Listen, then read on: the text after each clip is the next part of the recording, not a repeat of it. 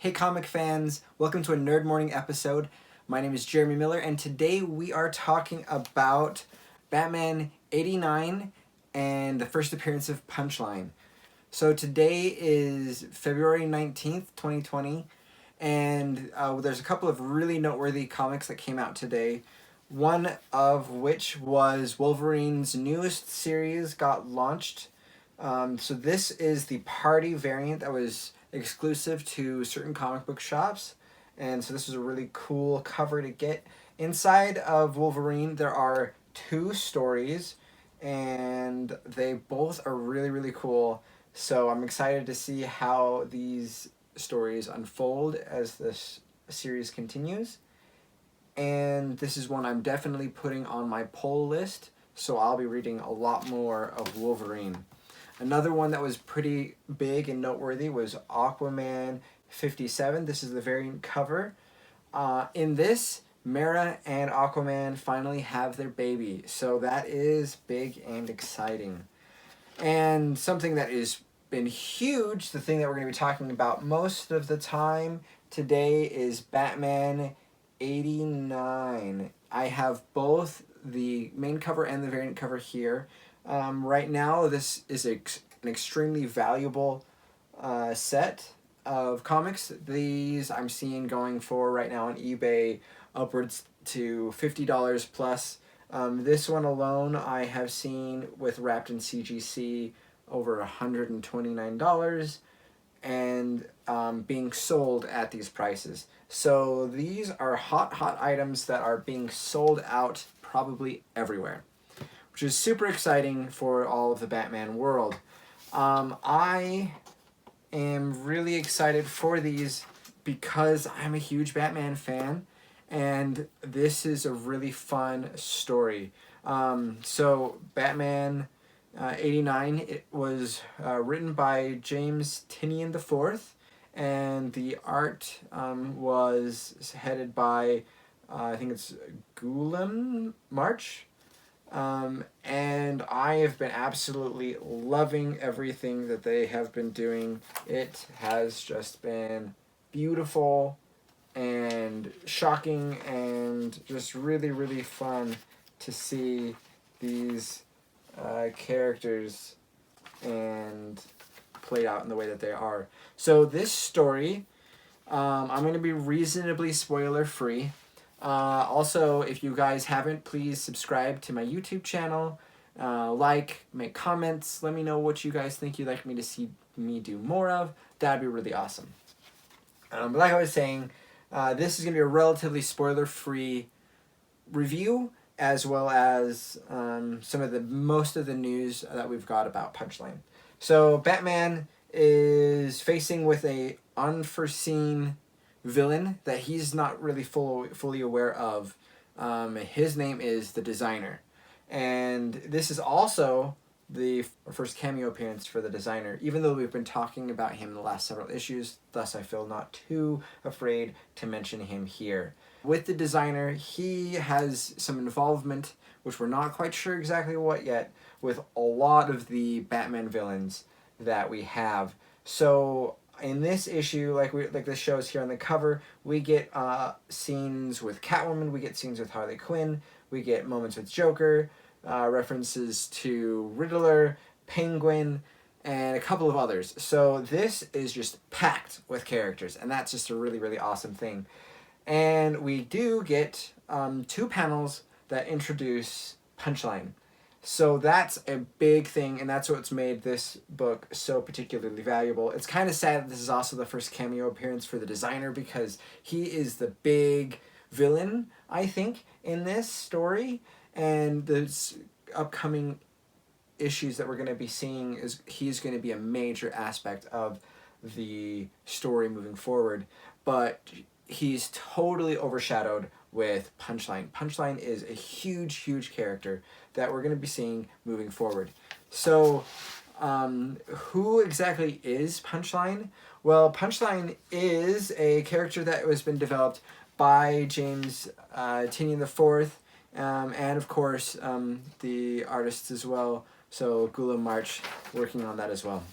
I have here some notes that I guess Tinian used when he submitted the idea for Punchline. So thinking about some of the process of how comic books come about.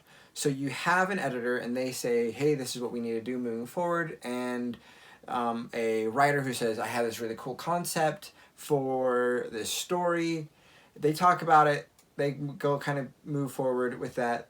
The writer writes the script, and it's not like a movie script. Really, the audience for a comic book is like 5 people: the editor, the artist, maybe the colorer, the letterer, and 1 or 2 other people. And it's really designed to be for these individuals. And I've seen different scripts where they have a note from the writer to the artist, and they say, hey, so I'm sorry that there's tons and tons of people here.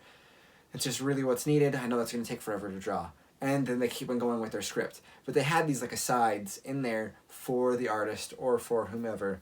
Anyway, so there's a lot of this background talk and cooperation that has to go with this kind of a small group of individuals.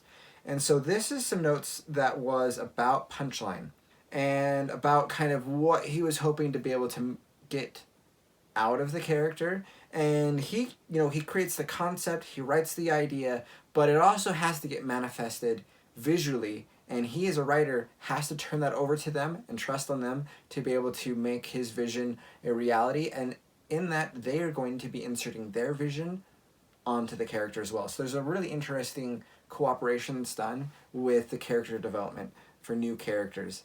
And a lot of characters get created and then kind of disappear, and get created and kind of disappear, and they're integral for that particular story, or they move the action along, and then they're not necessarily essential characters, or they don't get maybe absorbed into the full mythos of that character. And Punchline, the aspiration is that it will be a character that we get to see continuously, that we're going to be able to have Punchline be one of those characters inside of Batman's Rogues Gallery moving forward. And that's the hope. So one of the things that he said, I think we could have the potential for a real breakout character if we handle her correctly. And I think that's really speaking to like the big goals that they want to have, that they want her to be able to be this big character that will be able to continue and exist inside of the mythos. So who is Punchline? Punchline is, according to the notes, Joker's new girlfriend, and is Harley Quinn's polar opposite. So she is going to not be a Harley Quinn knockoff. She's going to be her own character, but she is going to be taking that place as the Joker's relationship individual in the comics, since Harley Quinn has been an anti-hero for quite a while now, has been living outside of Gotham for quite a while now, and has been doing her own thing outside of the Joker for, again, several years inside of the comics. So we have this void that can be potentially filled. She is a silent, terrifying serial killer that is sexy as hell, he writes. So this is going to be kind of the flavor that they're going for with this character. And she's supposed to be scary. She's supposed to be excited to be able to murder and do some of these like mayhem type things that these villains often do, but she seems to be a really dark version of some of these characters. And there's a little bit of contrasting that they do with Harley, because Harley's obviously inside of the conversation when we talk about Punchline, because this is that role that we're filling. So in here, he says, we don't want her to just be an anti-Harley Quinn, and we don't want her to be a female Joker. So he talks a little bit about with the Batman Who Laughs and the Dark Multiverse, how we have now these, relatively speaking, cheaper knockoff versions of Batman. And we know that it's basically Batman, but just not Batman. It's a bad guy version of Batman. And he's not wanting Punchline to feel like the dark, bad guy version of Harley Quinn, now that Harley Quinn's become a little bit more of a good character. He wants Punchline to be able to live and breathe on her own. And I think that that's a really key thing as they're trying to be able to make this character be something that lands and feels full in its own, in the mythos of Batman. Because Batman has a lot of these knockoff type characters, and if she was kind of a knockoff type character, the reception's going to be poor, and then she'll have to just kind of fade away. But so far, because of the design and the look that we have for her, I've seen people already cosplaying her professionally, and this was like a couple of days ago, so it was before her cameo was out, that people were already making costumes and doing stuff for this character. So there's a lot of popularity already growing with the character for Punchline. So I think that they're reaching for and have kind of grabbed hold of that originality, that something different spark that they wanted for Punchline. One of the things that he talked about inside of kind of the character and the relationship between Joker is Joker calls her the funniest person he's ever met. So Joker has a really, really dark sense of humor. If he thinks it's funny, it's probably dark, it's probably disturbing, and it's something that really we shouldn't find funny.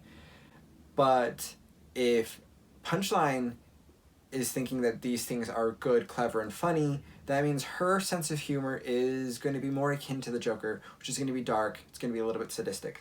In fact, in the notes here, he says she is a sadist. So she enjoys killing people, and she is talented at killing people. So she's going to be a really, really dangerous character that we get to see. They talk about kind of what is her weapon set, and kind of think with Harley Quinn, the baseball bat or the hammer. Some of these are kind of her iconic weapons. Batman, he's got his techs and his gadgets. He also uses his fists. Kind of the fighting set for a character is a lot about their identity, because that character is going to be using those types of things a lot, because the comic books often have the physical fighting type conflict. So what is the things that she's going to be using? He thinks that her primary weapon should be her knives as well as her fists. So she's going to be a brawler as well as a knife user. And I think of some of the scariest characters that I can think of. Coming at me with a knife sounds way more scarier than even like a gun. And having that close contact fighting is going to be really interesting and visual. I think that'll play off of the comic medium very, very well. So I'm really excited about how that works. At the end note, he makes a comparison with Archie comics and some of the Archie characters, and it's kind of like, take this plus this, and this is kind of what we've got.